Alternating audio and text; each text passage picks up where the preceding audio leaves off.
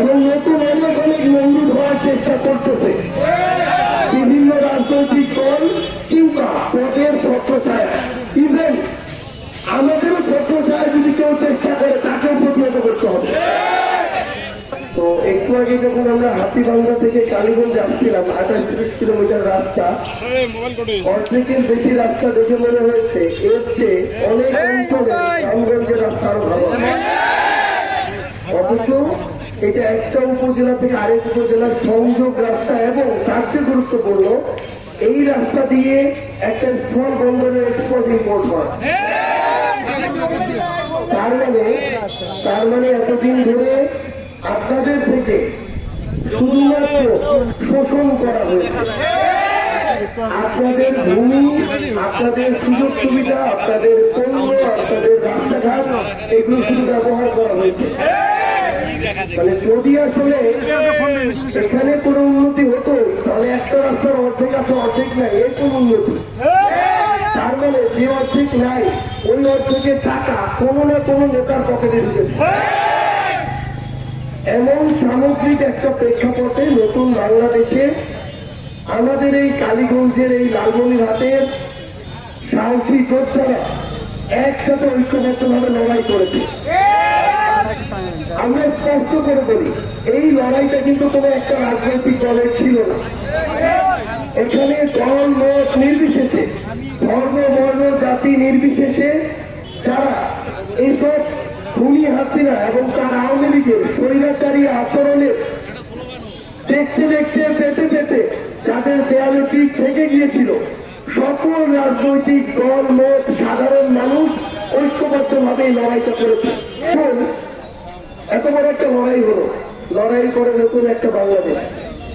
আমরা যদি আবার আমাদের জায়গা থেকে আগের চিত্রগুলো দেখি তাহলে কিন্তু এই লড়াই এত রক্ত জীবন সবকিছুই ব্যর্থ হয়ে যায়। আমাদের এখানে অনেক সহযোগিত আছে না যারা লড়াই করছে। আমরা আমাদের বিএনপি বলি, ছাত্রদল বলি, জামায়াত বলি, শিবির বলি, ইসলামী আন্দোলন বাংলাদেশ, জেলা পদ উপাদক, গণ অধিকার, ছাত্র অধিকার, নাম না জানা মানে অসংখ্য সংগঠনের অনেক নেতা কর্মী আমাদের সাথে একসাথে কাজ লড়াই করেছে। আপনাদেরকে একটা আহ্বান করি, আপনারা তিস্তা পারেন মানুষ, আমাদের এই যে তিস্তা, এই তিস্তাকে এতদিন শুধুমাত্র একটা দেশের দালালি করতে গিয়ে একটা অঞ্চলের মানুষকে বলি দেওয়া হয়েছে। এতদিন পর্যন্ত তারা মূলা ঝুলিয়েছে তিস্তা করে দিবে প্রকল্প, কিন্তু এটা ঝুলিয়েই রেখেছে। এখন পর্যন্ত আমাদের বাস্তবায়ন দেখিনি। আমাদের কথা হচ্ছে আমাদের গণমানুষের জন্য, জনপদের জন্য, উত্তরাঞ্চলের জন্য তিস্তা প্রকল্প লাগবে। কোন দেশ করে দিবে এটা তো বাধ্যবাধকতা নাই।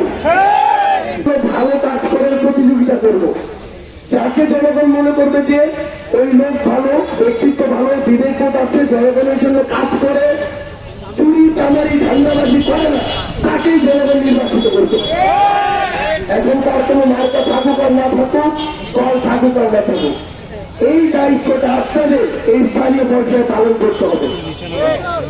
এবং আমরা আরেকটা জিনিস বলি, এখানে আমাদের অভ্যুত্থানের অনেক সহযোগিতা আছেন, আপনাদের অনেক বড় একটা দায়বদ্ধতা আছে। আপনারা সেই সময় রাজপথে নেমেছিলেন বলে হাসিনার মতো একটা নমরুদ ভয় দেশ ছেড়ে পালিয়েছে, কিন্তু স্থানীয় পর্যায়ে যে নমরুদগুলো এগুলো কিন্তু এখন পালায় না, এবং নতুন অনেক অনেক নমরুদ হওয়ার চেষ্টা করতেছে বিভিন্ন রাজনৈতিক দল কিংবা পদের ছত্রছায়া। ইভেন আমাদেরও ছত্রছায়া যদি কেউ চেষ্টা করে তাকেও প্রতিহত করতে হবে।